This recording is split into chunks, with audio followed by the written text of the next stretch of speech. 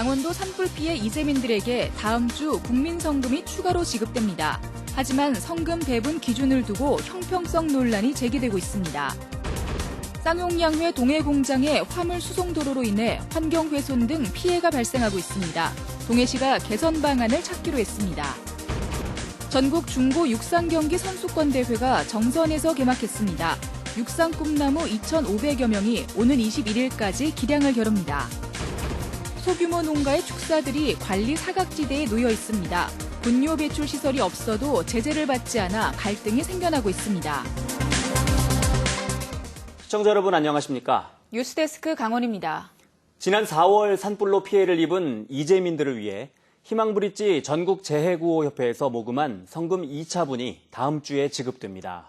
재해구호협회 측은 규정에 없던 사항까지 배려해 성금 배분 기준을 정했다고 밝혔는데 현장에선 여전히 불만이 나오고 있습니다. 김영호 기자가 보도합니다. 강원도 5개 시군의 산불 피해 주민들을 위해 전국에서 모금된 성금은 550억여 원, 적십자와 사회복지 공동 모금회, 희망브리지 전국재해구호협회 등 3개 단체가 모금에 나섰습니다. 이 가운데 모금의 규모가 가장 큰 전국재해구호협회가 다음 주에 2차분 성금 220억 7천여만 원을 876세대에 지급합니다. 협회 측은 중소상공인과 피해 규모에 따라 차등 지급하는 등 1차 지급 때보다 신경을 썼다고 밝혔습니다. 소중상공인한테 최초로 지원한다는 점, 세를 내주신 주택 소유자에게도 지원한다는 점, 또 재산세 표준의 건물 차등을 반영한 특이점이 있습니다. 성금은 주택 피해자에게는 최대 4,500만 원, 소상공인에게는 최대 1,500만 원이 지급됩니다. 주택까지 피해를 동시에 입은 중소상공인 82세대에도 성금이 지급된 것도 달라진 점입니다. 하지만 이재민 단체 입장에서는 주택 피해자에게 성금이 과도하게 몰린다며 불만입니다. 주택이 완전히 불에 탄 경우 이번 성금까지 받으면 최대 1억 5천만 원을 받게 됩니다. 주택 위주로 이제 배분이 됐는데 앞으로 향후에 비상대책위원회는 그런 부분을 좀 아쉽긴 하지만 앞으로 소상공인이 어려운 점을 좀 더 보상을 받을 수 있도록 협회 측은 소상공인 구호금 지급 근거가 없었는데 그나마도 요청을 받아들여 위로금 차원에서 지급한 것이라고 밝혔습니다.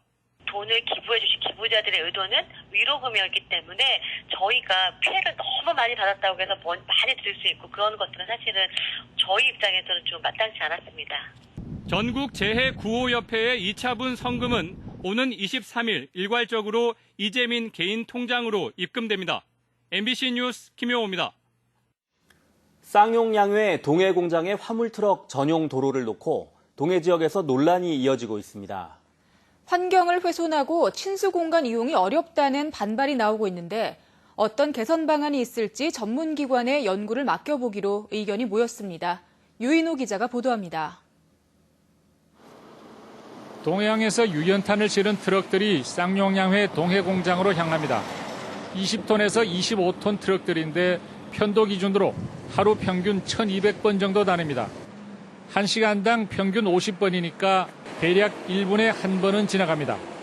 쌍용양회가 1984년에 개설한 이 전용도로는 동해시의 가장 큰 하천인 전천을 따라 개설되어 있는데 하천 가장자리에 친수공간이 조성되면서 이용에 불편을 느낀 시민들의 불만이 나오고 있습니다. 최근에는 전용도로를 폐지해야 한다는 주장까지 제기됐습니다. 시에서 이제 전천을 친수공간을 만든다고 지난 2005년부터 한 400억 원 정도를 투자를 했어요. 그런데도 전용도로하고 벨트 컨베어 때문에 지금 제대로 역할을 못하고 있거든요. 그래서 자동차 전용도로인 42번 국도를 이용하면 이 문제가 동시에 해결될 수 있다. 저는 그렇게 봅니다. 단순한 사안이 아니라는 의견도 많습니다. 수많은 대형 트럭이 국도를 이용하면 과속과 먼지, 소음, 사고 위험 등이 만만치 않을 거라고 걱정하는 겁니다. 쉽게 판단하기 어려운 사안을 놓고 논란이 오가던 끝에 쌍용양회가 전문기관에 검토 용역을 맡겨 개선 방안을 마련해 보는 쪽으로 의견이 모아졌습니다. 장기적으로는 폐쇄를 해야 되는 게 맞으니까 당장 그렇다고 이전하기는 어렵고, 그러니까 단기적으로는 현 도로에 대한 문제점하고 개선 방안을 도출하는 거고, 또 좀 중기적으로는 대체 우회를 확보해서 전철을 완전히 시민의 품으로 돌려주자. 그런 관점에서 이제 검토를 할 겁니다. 동해시는 올해 말로 끝나는 전용도로 하천 점용을 일단 단기간 연장해주고 용역 결과를 지켜보겠다는 입장입니다. 다만 해당 기업에서 돈을 대는 용역이라 결과가 얼마나 객관적이고 설득력을 가질 수 있을지는 지켜봐야 할 것으로 보입니다. MBC 뉴스 유인호입니다. 전국 중고등학교 육상 선수권 대회가 정선 종합경기장에서 개막했습니다. 양예빈, 이재성 등 화제가 되고 있는 꿈나무 선수들이 대거 참가했습니다. 홍한표 기자가 보도합니다. 출발선에 선 이재성 선수, 총성과 함께 스프링처럼 튀어나갑니다. 지난달 홍콩 인터시티 국제대회에서 2관왕에 오른 이재성 선수는 새로운 기록 경신에 도전합니다. 확실하지 않지만 그래도 부별 신기록은 노리고 싶습니다.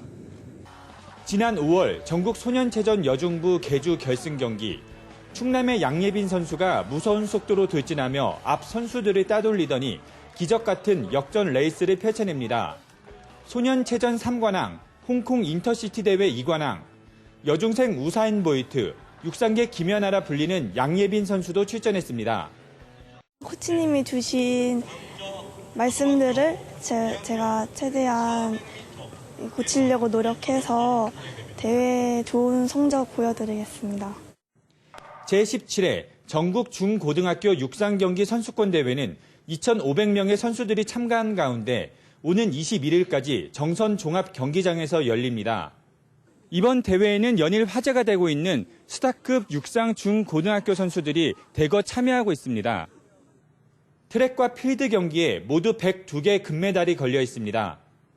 경기장 시설이 우수하다 보니까 한국 신기록이 계속 수립되는 등 육상 선수들의 기록 향상에도 크게 기여하고 있습니다. 한국 육상을 이끌어갈 미래 꿈나무들이 대거 참가하면서 대회 관심도 높아지고 있습니다. MBC 뉴스 홍한표입니다. 환경단체들이 삼척 포스파워 화력발전소 건설 중단을 촉구하고 나섰습니다. 삼척 화력발전소 반대투쟁위원회와 녹색연합 등은 오늘 삼척시청 앞에서 집회와 기자회견을 열어 석탄 화력발전소는 이미 사양산업이고 대기오염과 기후변화의 주범이라며 삼척에 건설하고 있는 포스파워 화력발전소의 공사 중단을 요구했습니다. 특히 발전소 건설 현장에서 문화재 가치가 있는 지하 동굴이 발견됐는데도 공사가 강행되고 있다며 환경영향평가 부실과 미온적인 사후 관리를 지적했습니다. 강릉시가 올해 희망택시 운영 조례를 자체적으로 마련할 계획입니다. 강릉시는 지난 2015년부터 강원도 조례를 근거로 희망택시를 운영해왔지만 최근 시내버스 노선 감축으로 수요가 늘어남에 따라 지역 실정에 맞는 희망택시 운영을 위해 관련 조례안을 만들어 입법 예고했습니다. 올해 강릉시는 약 3억 원을 들여 시내버스 미운행 지역을 대상으로 출퇴근 시간에 희망택시를 운행하고 주문진 3교리 등 7개 지역은 낮 시간에도 희망택시를 운행하고 있습니다. 강릉 아산병원 노동조합이 비정규직의 직접 고용을 촉구하고 병원 측의 부당 노동 행위를 비판하는 집회를 열었습니다. 강릉 아산병원 노동조합은 오늘 집회를 열고 콜센터 비정규 직원의 직접 고용과 노동조합 활동 자유 보장 등을 병원 측에 촉구했습니다. 또 직원 교육 시 노조 가입서를 배포하지 못하게 하는 등 병원 측이 부당 노동 행위를 저질러 고용노동부에 고발장을 접수했다고 밝혔습니다. 아파트 임대사업자 부도로 전세 보증금을 돌려받지 못하는 피해가 전국적으로 잇따르고 있습니다. 태백과 원주 지역 등에서 발생한 임대사업자 부도 피해 사례들이 어떻게 처리됐는지 알아봤습니다. 김진아 기자입니다. 작년 말 태백 청솔아파트 130여 세대에 무더기로 경매가 통보됐습니다. 원주 청솔아파트처럼 임대사업자가 은행 대출금을 갚지 않은 건데 같은 아파트의 또 다른 임대사업자도 최근 은행 연체에 따른 부도 상태로 240여 세대가 경매 위기에 처했습니다.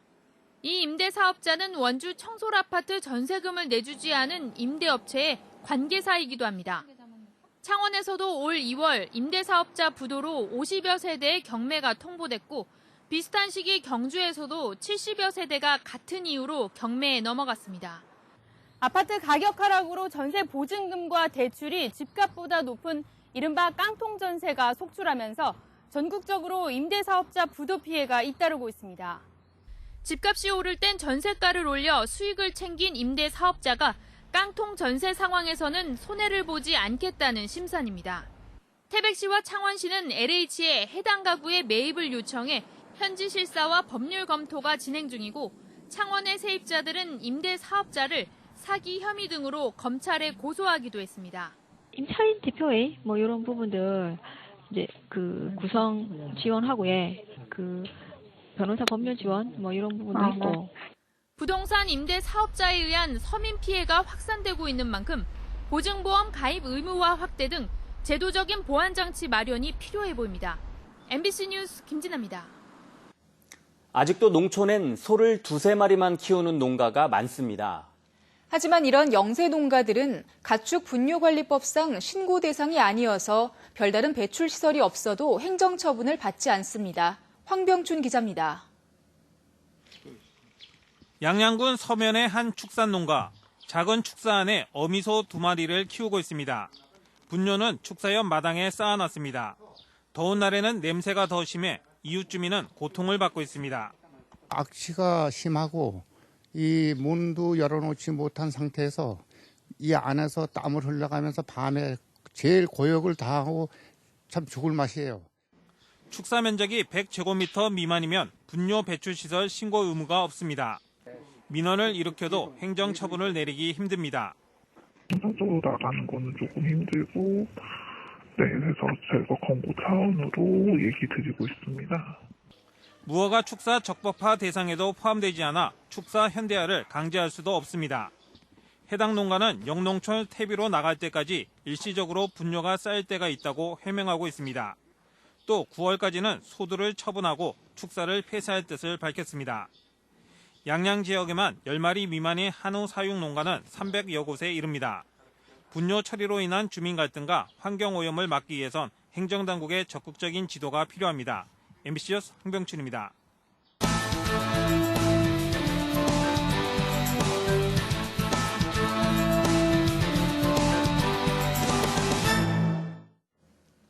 강원도가 춘천 속초 동서고속화철도 사업에 조기 착수 추진 대책을 마련했습니다. 강원도는 동서고속화철도 기본계획 수립과 고시를 빨리 확정하기 위해 국토교통부와 긴밀한 공조를 통해 기획재정부와 총사업비 협의에 총력을 다하고 있다고 밝혔습니다. 또 사업기간 단축을 위해 기본과 실시 설계를 동시에 발주하고 환경 쟁점 구간에 대한 설계와 시공 시행 등을 국토부와 철도시설공단에 건의했습니다. 강원도는 기본계획 수립과 고시가 확정되면 올해 하반기에 설계 용역 등이 착수될 것으로 기대하고 있습니다. 고성군이 세계 민간업체와 800억 원 규모의 관광개발 투자 협약을 체결했습니다.